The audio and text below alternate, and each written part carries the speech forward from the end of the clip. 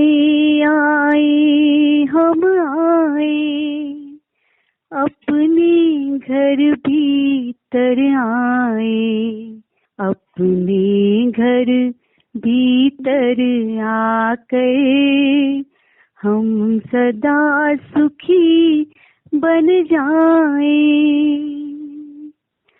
मैं कौन कहाँ से आया है और कहाँ पर जाना, क्या है मेरा अपना वह मैंने न जिसे पहचाना। हम भूत और भावी से अब वर्तमान में आए, अपने घर भीतर आकर हम सदा सुखी बन जाए। यह भूख प्यास की पीड़ा अब मुझको नहीं सताती, यह जलती चिन्मय बाती संवेदन की भूमि से ऊपर अब हम उठ जाएं, अपने घर भीतर आकर हम सदा सुखी बन जाएं। आए आए हम आए, अपने घर भीतर आए, अपने घर भीतर आकर हम सदा सुखी बन जाए।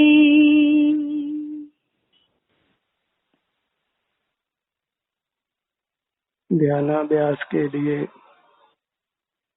कृपया अपने नेत्रों को बंद कर लीजिए। अपना मुख अपनी ओर कीजिए।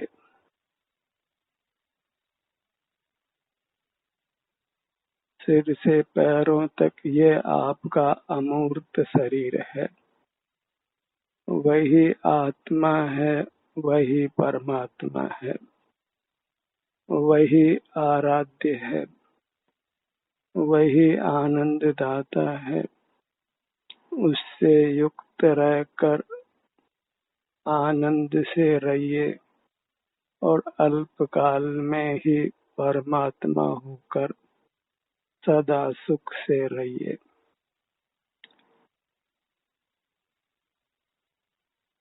अपना आत्मा शरीराकार होने से शरीर रूप से ही अनुभव में आता है, बाल गोपाल सभी जीवों को।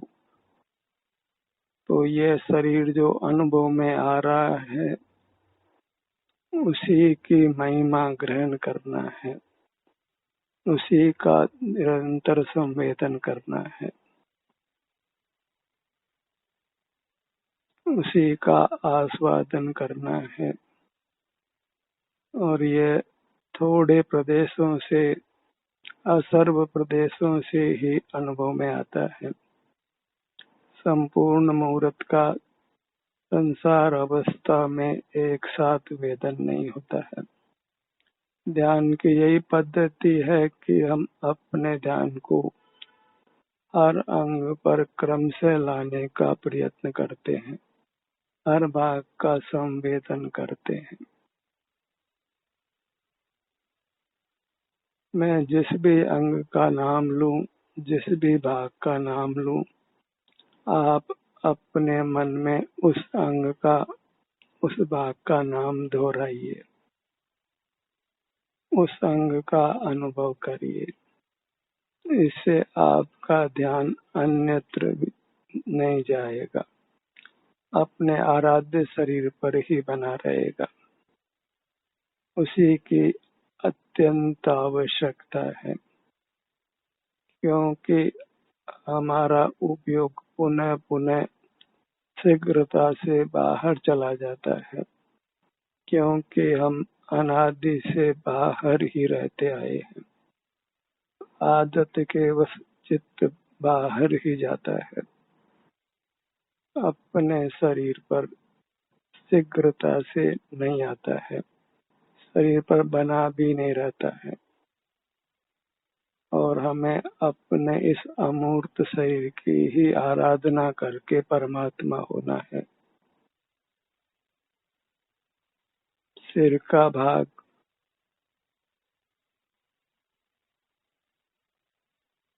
हर शब्द को आपने दोहराना है, उस अंग पर आपको अपने ध्यान को लाना है, उस अंग के अभिमुख रहना है। ललाट का भाग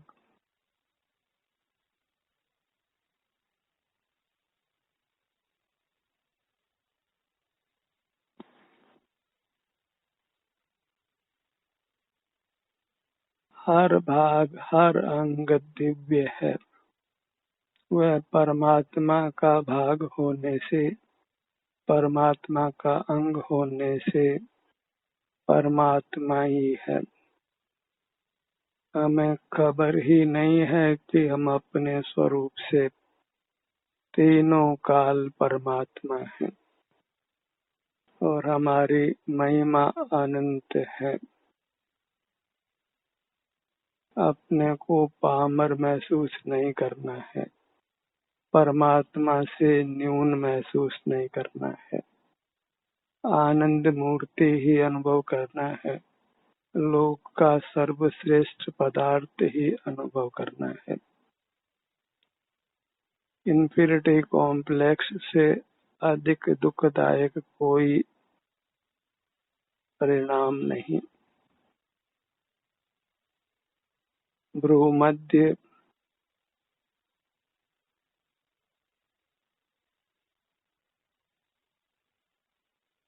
जिस भाग में जितना भी सुख प्रकट है उसको अनुभव करना है। वेदना नहीं होने की स्थिति भी सुख की स्थिति है, उस सुख को हमने भोगना है।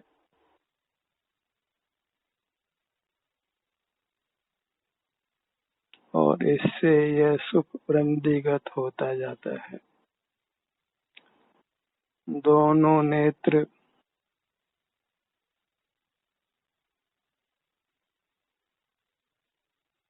बायां नेत्र दायां नेत्र, यही यथार्थ देव दर्शन है।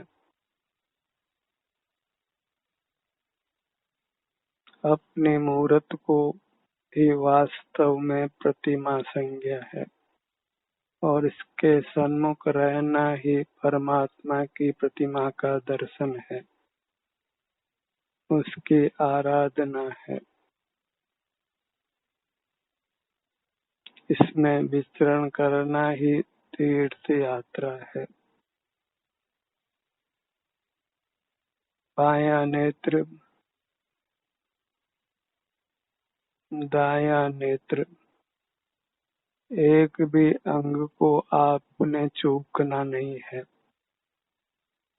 इसलिए हर अंग का नाम आपको मन में लेना है और उस पर अपने ध्यान को ले जाना है। अपने शरीर से च्युत होने का नाम ही अपराध है। आत्मा की विराधना है जिसका दंड हम अनादि से भोग रहे हैं। जब हमारे आराध्य परमात्मा लोक के साथ कुछ भी व्यवहार नहीं करते तो हम उनके चरण चंचरी लोक के साथ व्यवहार कैसे कर सकते हैं। बाहर किसी चेतन अचेतन पदार्थ के साथ कुछ भी व्यवहार करना अच्छा नहीं है। वह सब चारित्र का दोष है। दोनों कान इस आनंद मूर्ति के ही विभिन्न भागों के नाम अपने अंगों के नाम हैं। अपने अंगों के सन्मुख होना ही आनंद को भोगना है। अपनी मूर्त के अतिरिक्त कोई हमारे लिए किंचित भी आनंद दाता नहीं है। मूर्त पदार्थ आनंद स्वभावी नहीं है। अन्य जीवों का आनंद अनुभव में आता नहीं है। अपने लिए अपनी मूर्त ही हितकारी है, इष्ट है, महा इष्ट है। इसमें जो स्थित रहते हैं वे ही परमेष्टि कहलाते हैं। लोक पूज्य होते हैं। बायां कान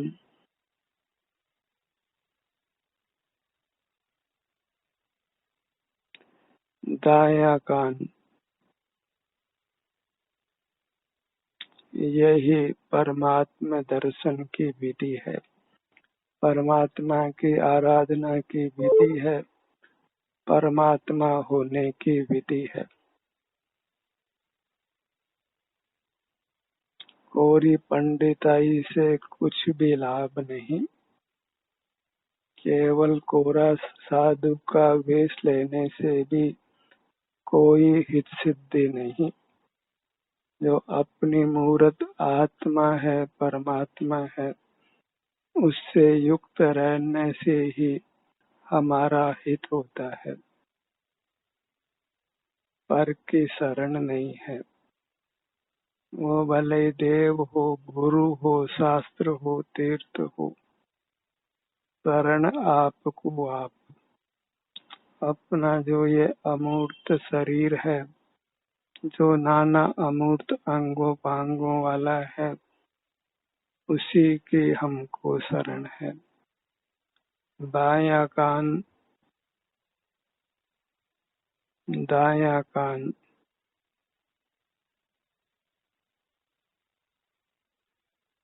इस प्रकार हम सारे जगत से विमुख होते हैं।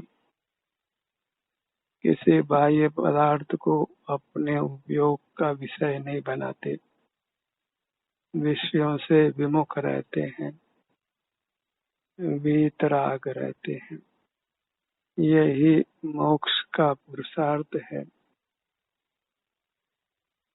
धर्म अर्थ काम के पुरुषार्थ अन्य हैं। उनसे संसार ही बढ़ता है।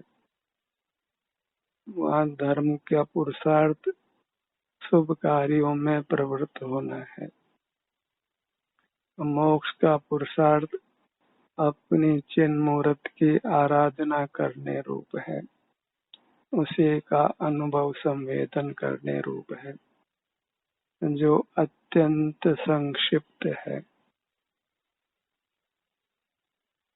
नासिका, यही नासाग्र दृष्टि है। नासिका के अग्र होना, अपना ध्यान नासिका पर होना और अपनी पूरी मूर्त एक समान है। जब विभिन्न भागों कर इसका अनुभव करते हैं तो फिर भागों का नामकरण करना आवश्यक होता है।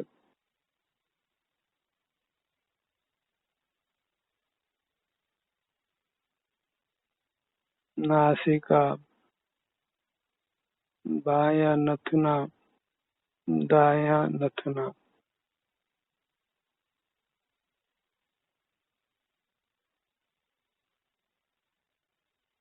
नाम केवल पहचान के लिए है, अन्यथा तो अपना हर भाग आनंद रूप ही है।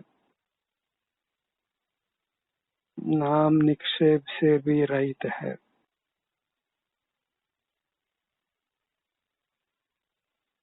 दोनों होठ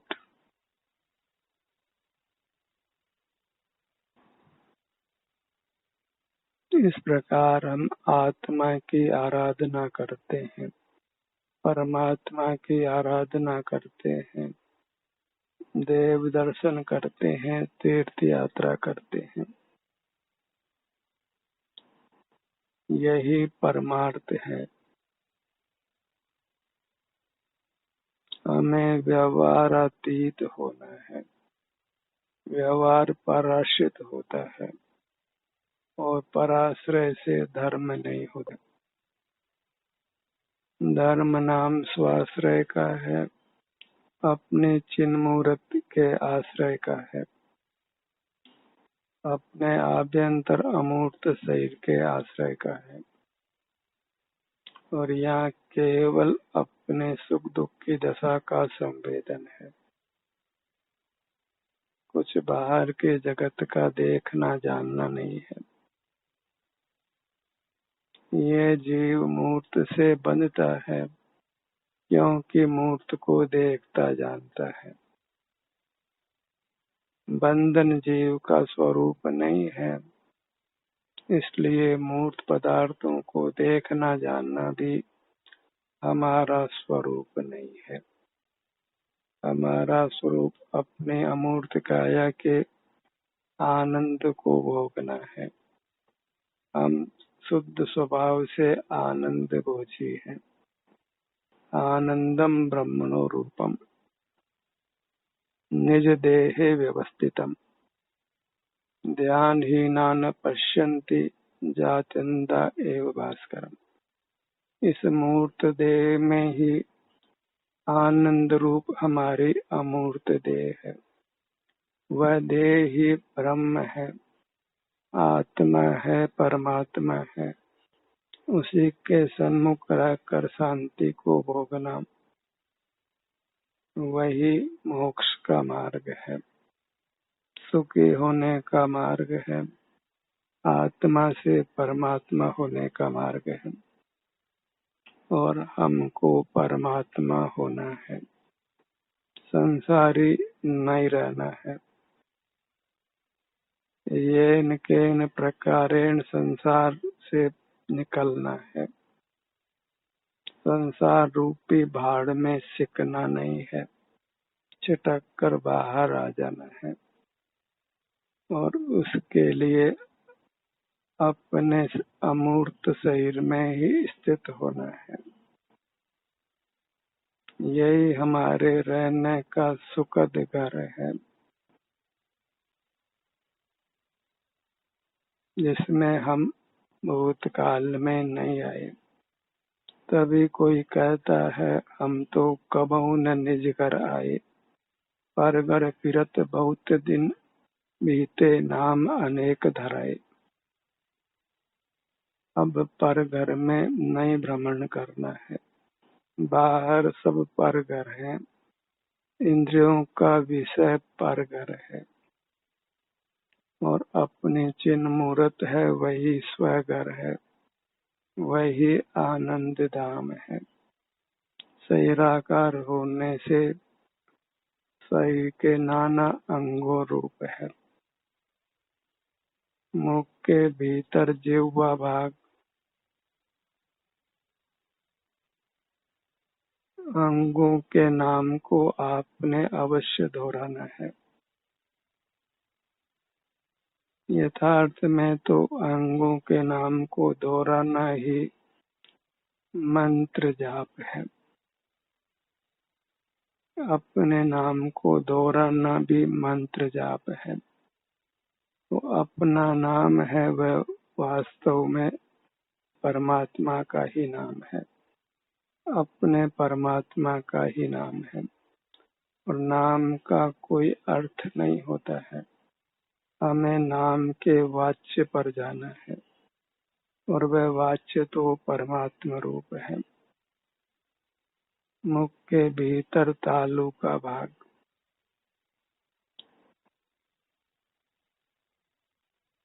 दोनों गाल, बायां गाल, दायां गाल, बिना इंद्रियों के अपने अमूर्त शरीर का हर भाग अनुभव में आता है। इसी से हमारी दिव्यता है।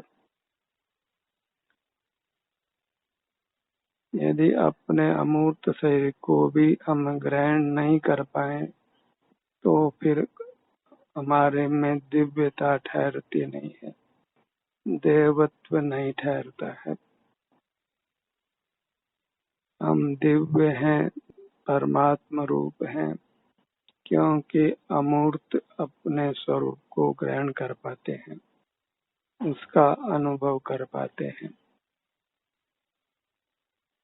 ठुड्डी का भाग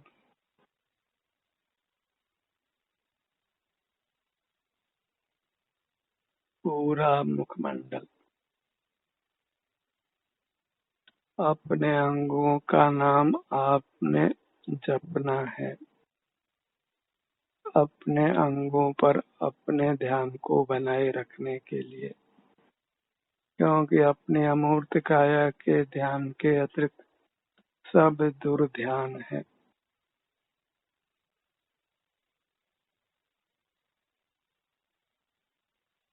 वे सब आर्त रौद्र ध्यान ही नाम पाते हैं और उनसे दुख उत्पन्न करने वाले कर्मों का ही बंध होता है। गर्दन का भाग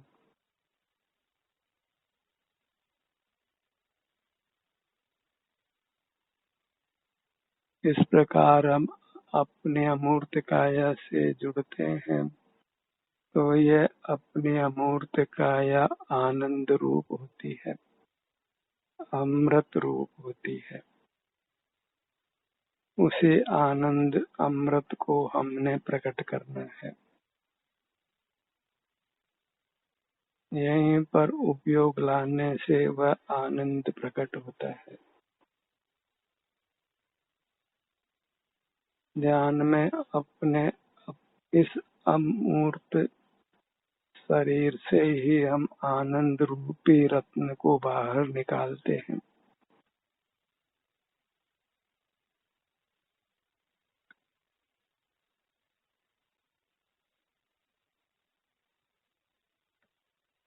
यही आनंद सागर है जिसमें डुबकी लगाकर आनंद रूपी महान रत्न को पाना है, जो रत्न प्रकट होकर अविनाशी रहता है,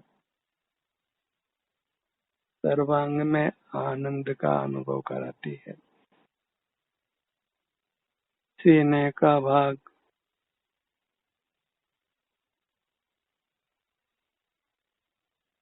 अपनी दृष्टि अपने पर पड़ती है तो सब कर्मों का आवरण मिट जाता है। यही द्रव्य दृष्टि है, सो सुदृष्टि है, दिव्य दृष्टि है, सम्यक दृष्टि है। इसी से पापों का नाश होता है और मोक्ष की प्राप्ति होती है। दर्शनम देव देवस्य दर्शनम पापनाशनम दर्शनम स्वर्ग सोपानम दर्शनम मोक्ष साधनम। सीने का भाग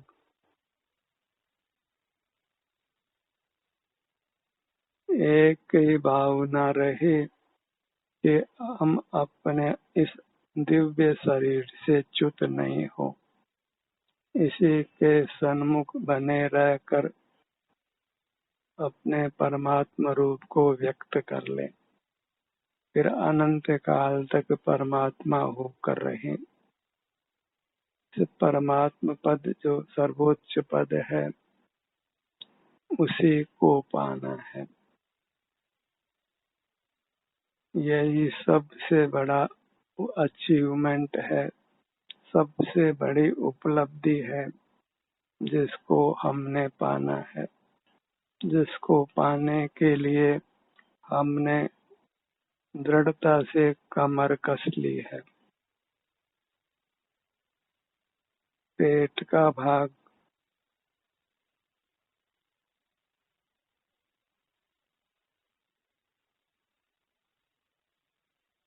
नाभि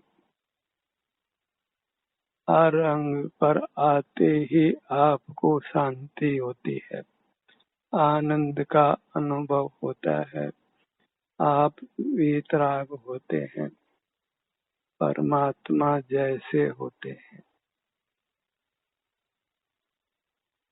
इसी से हमारा जीवन धन्य होता है। पीठ का भाग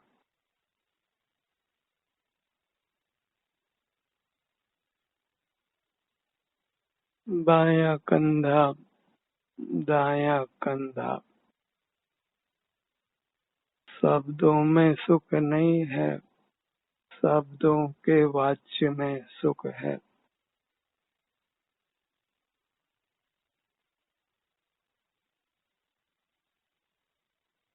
शब्दों का प्रथम आश्रय लेकर शब्दों के वाच्य तक पहुंच जाना है और शब्दों को छोड़ देना है।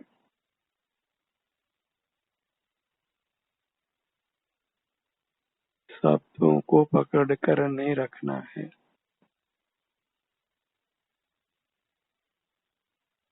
दाहिनी भुजा,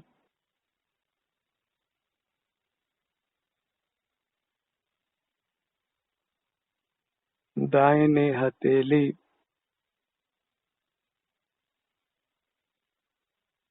अपना हर अंग दिव्य है और वह दिव्यता इसकी अमूर्तता से है, इसके आनंद स्वभाव से है। हम में मूर्तता नहीं है और आनंद स्वभाव है। इसी से अपनी पहचान करिए, इसी रूप अपने को ग्रहण करिए। बाईं भुजा भौतिक जगत के ज्ञान से रहित होना है।